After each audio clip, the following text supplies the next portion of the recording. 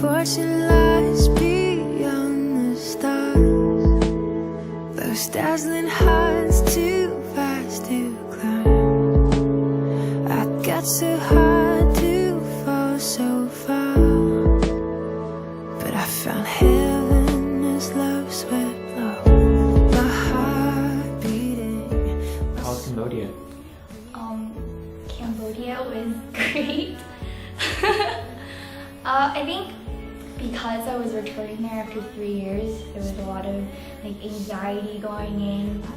Wasn't sure what to expect, how things might have changed, but at the same time very excited to see how God's been working there for the past 3 years. And when you go to a country for 2 weeks and leave and 3 years have passed, it all just kind of becomes like a distant memory, but something that you always remember the good times and the bad times and just really the greatness of how God's working there. But it's different than actually being physically there and able to comfort and hold hands with good students at Sultan International School. And I saw myself as,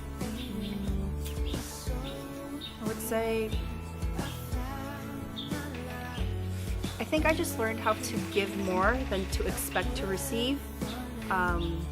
Just because these students don't expect to receive anything, they just you can tell that their motivation lies within God. So they're not asking God to give me all these things and this is why I'm in this school and praying and studying. It's not that. It's really because they're here to truly get the education they want. I came here and knowing that it was a third world country. So for me, I was thinking in my perspective, if I grew up in a place like this and I had very little, I'd probably be very selfish and I'd keep everything to myself or try to get as much stuff for myself. But back at home, I have 100 times more than what these kids have, and yet I'm much more selfish and greedy than they are. It's a really humbling experience. I think I have the misconception that things here were in a sense worse than it is in America, but coming here I realized that these kids are so much better, and just the way their lifestyle is a lot more Christ-centered. Better economic standing in a country does not equal better life. I remember this little girl. Back then she was bald and she used to wear pink every day. I didn't even recognize her this year, but she started waving at me and I was just looking at her for a long time I know this girl. But she had long hair and she changed completely, and so it was hard to recognize her, but I just remember thinking about it and I was like, oh my god, that's the same girl from 3 years ago. And I was looking through the pictures from 3 years ago and just pointed her out. And it was very touching when she came back and she was just telling us that she still recognized us. And just seeing those kids that come back just shows that even 3 years ago, we had somewhat of an impact in their lives for them to recognize who we were. And that's what God's doing, it's God's work. One lady told me that she just can't believe. And when I asked her, what do you believe in? And she says she believes in happiness. The hard thing I wanted for her, the hard thing about that was that I knew that if we told her about Jesus and she understood, that she could find happiness. But because of her old age, because of the many years of not believing, and because Satan had hardened her heart, I knew the happiness she longed for would not come because she could not believe. And something like that, it's very heartbreaking to know that something that's so close is so far for them. So once they wore the glasses, they're really happy and they're able to see, and they're telling all their friends, and the people there were they have such a sense of community, right? So we're like trying to like tell these people like, oh, you know, like you gotta point in this direction or up or down or left for the I exam, the prelims. And so, but some people, they don't understand, and so the community, like the people who are waiting are like, you gotta do it this way, you gotta do it that way, and they're all like helping each other out, and it was really funny to see. And yeah, so I think Eyeglass Ministry is a really blessed ministry because it provides like a physical answer to sight, but it also kind of reflects like the spiritual nature of like Cambodia, where like they're so blind, and I don't know, I can't help but to like correlate those two. So the best part about doing eyeglasses ministry is that it's not just like giving people vision, it's just because they can't see as well.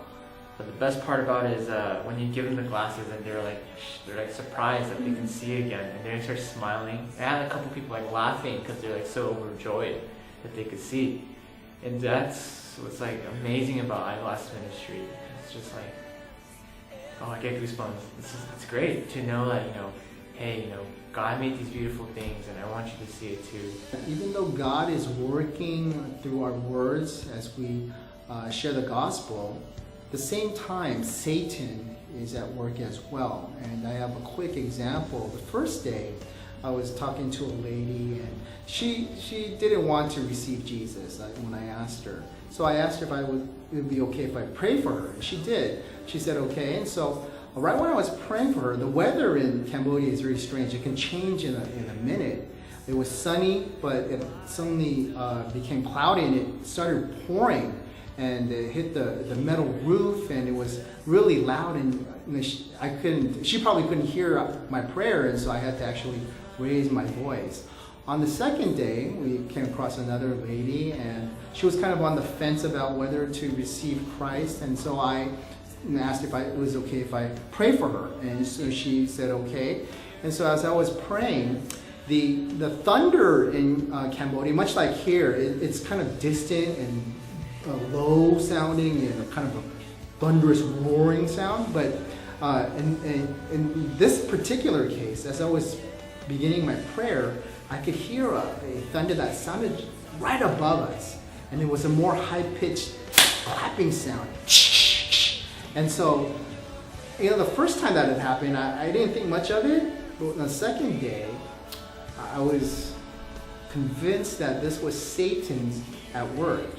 On the third day of our evangelism, I spoke to another lady, and she was kind of on the fence about it too, whether to believe in Jesus. And I asked her if it would be okay if I prayed for her. She said okay. And so as I began to pray, kind of looked around to see, it was a sunny day, so there was no rain going to come down.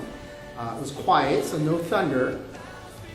So I started to pray, and as I was beginning, she got a phone call.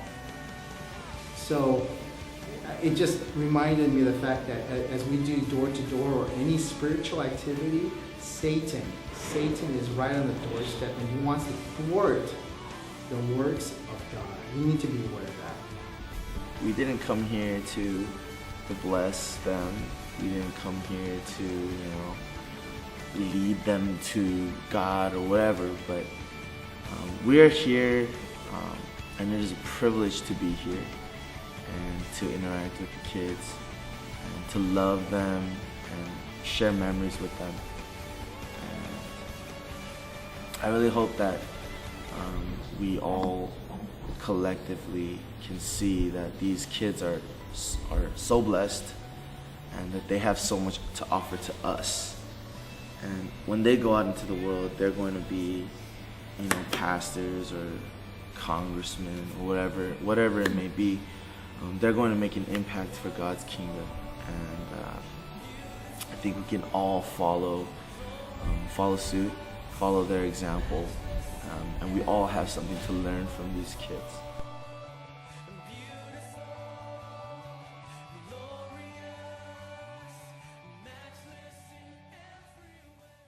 Hello, I'm Nida. I'm so happy that you come to our school to teach us. I'm so very happy.